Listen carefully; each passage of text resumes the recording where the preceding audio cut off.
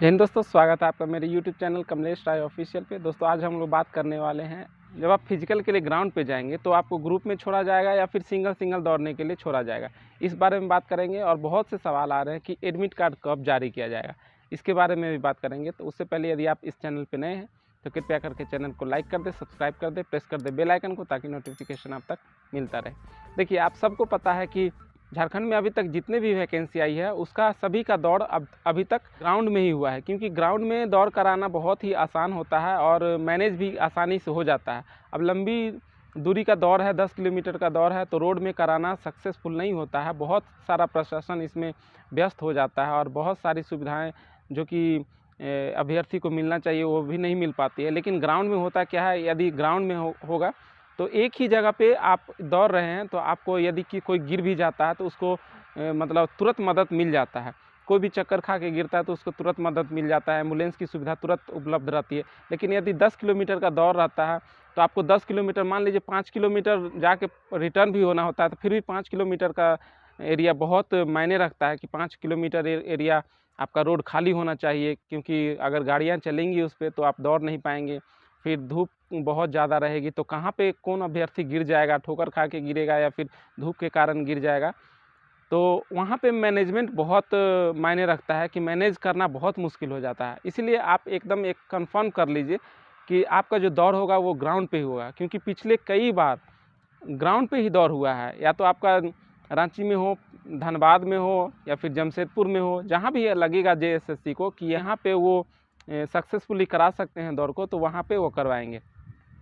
चलिए बात कर लेते हैं कि जब आप जाएंगे ग्राउंड पे दौड़ने के लिए जाएंगे तो दौड़ कितने बजे से शुरू होगा और क्या ग्रुप में छोड़ा जाएगा या फिर सिंगल सिंगल छोड़ा जाएगा। देखिए, आपको चूँकि गर्मी का मौसम है तो आपका रिपोर्टिंग टाइम लगभग 6 बजे से या 7 बजे ये रहने वाला है, क्योंकि ज़्यादा रिपोर्टिंग टाइम मान लीजिए 10 या 8 बजे भी देता है तो बहुत समय हो जाता है मैनेज करते करते, क्योंकि वहाँ पर जाकर रजिस्ट्रेशन भी कराना पड़ेगा।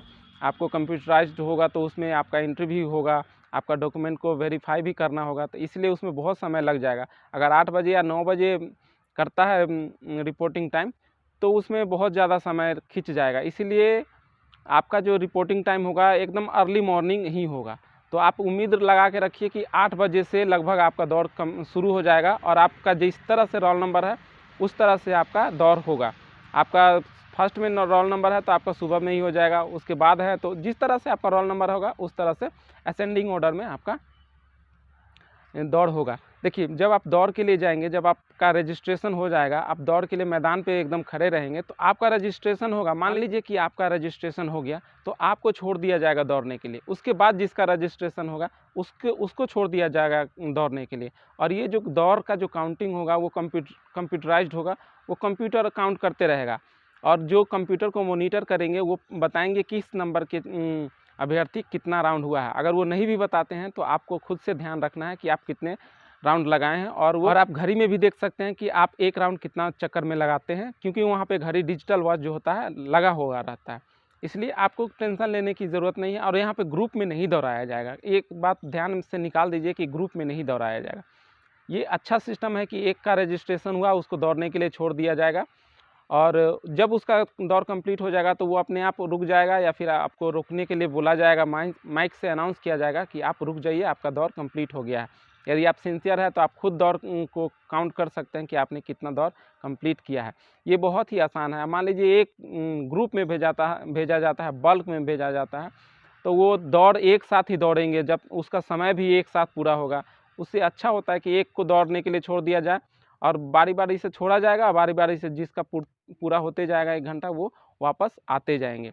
तो इससे क्या होगा कि कंटिन्यूटी बरकरार रहेगा मैदान में और भीड़ भी मतलब ज़्यादा नहीं लगेगा। मतलब मान लीजिए एक को छोड़ दिया गया है तो फिर एक निकल भी तो रहे हैं, क्योंकि उनका भी समय हो गया है। इससे आसान होता है दौड़ को कंप्लीट कराने के लिए। तो एक बात आप ध्यान में रखेंगे कि आपका ग्रुप में दौड़ नहीं होने वाला, ये कोई आर्मी वाला दौड़ है नहीं, ये स्टेट लेवल का है। इसीलिए प्रशासन अपने सुविधा के अनुसार और JSSC बोर्ड के कहे अनुसार काम करवाएगी, इसलिए आपको ध्यान में ये सब बातें रखनी है।